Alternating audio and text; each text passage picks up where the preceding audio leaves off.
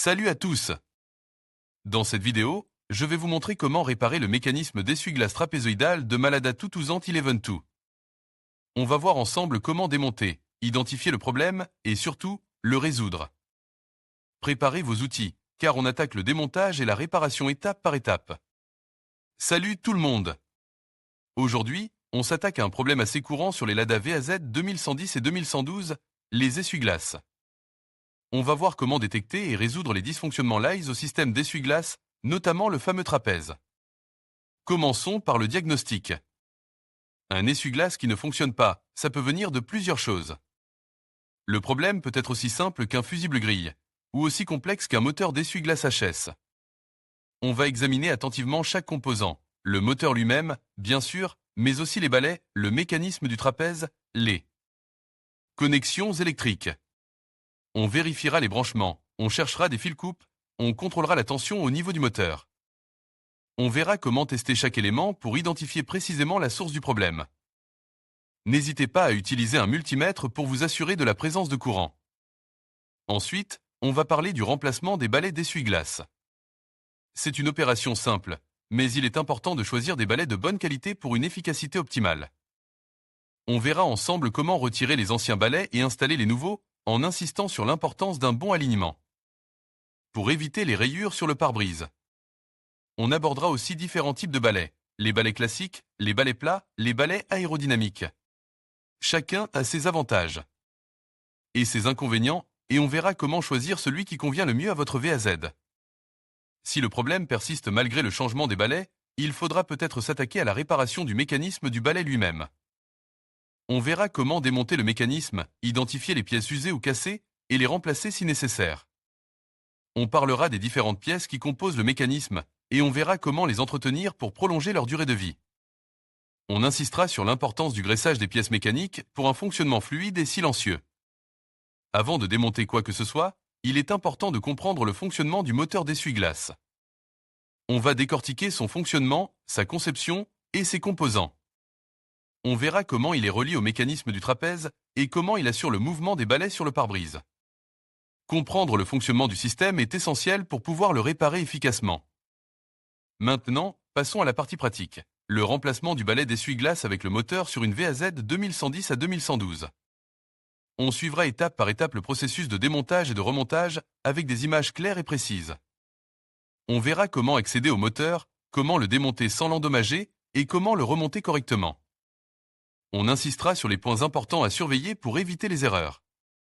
On va ensuite aborder le démontage et le remontage du trapèze d'essuie-glace sur les VAZ 2110 à 2112 avec un reportage photo de taille. On verra comment accéder au trapèze, comment le démonter sans forcer et comment le remonter correctement. On verra aussi comment identifier les pièces usées ou endommagées et les remplacer si nécessaire.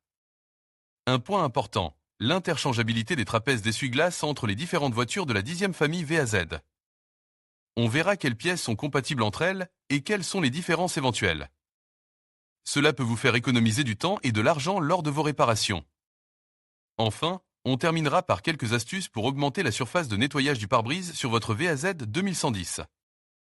On verra comment optimiser le positionnement des balais et comment choisir la taille de balai la plus appropriée pour une visibilité maximale. Salut tout le monde! Aujourd'hui, on va parler essuie-glace, plus précisément de l'amélioration de leur efficacité sur notre Lada 2112. On va voir comment augmenter la surface de nettoyage du pare-brise, une méthode simple et efficace que j'ai testée moi-même.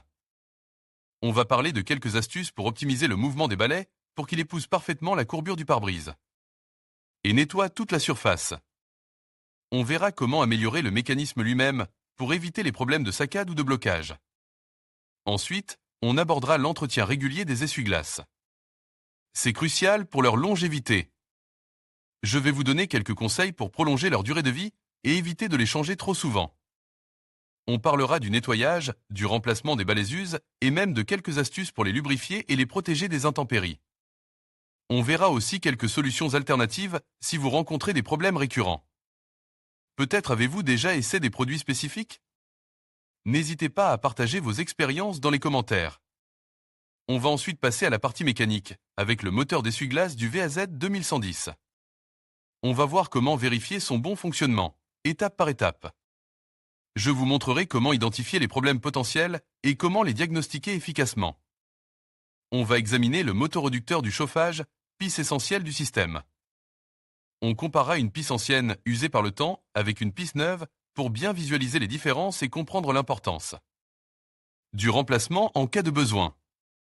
Je vous montrerai comment réparer ce motoreducteur en détaillant les étapes clés. On verra les outils nécessaires et les précautions à prendre pour éviter de causer plus de dégâts. On parlera aussi des différentes pièces à remplacer et où les trouver. J'ai eu l'occasion de travailler sur ce système et je vais partager avec vous mon expérience, les erreurs à éviter et les solutions qui fonctionnent pour moi. On verra aussi le cas d'essuie-glace défectueux, un problème soulevé par Avinin sur le forum. On analysera ensemble les causes possibles de ce dysfonctionnement. Enfin, on terminera par la vérification d'un nouvel appareil. On verra comment s'assurer que le nouveau moteur d'essuie-glace fonctionne parfaitement avant de l'installer. On fera quelques tests pour vérifier sa puissance, sa vitesse et son silence de fonctionnement. On verra aussi comment bien le connecter au système électrique pour éviter tout court-circuit ou problème d'alimentation. N'oubliez pas de vous abonner pour ne rien manquer de mes prochaines vidéos et laissez-moi vos questions en commentaire.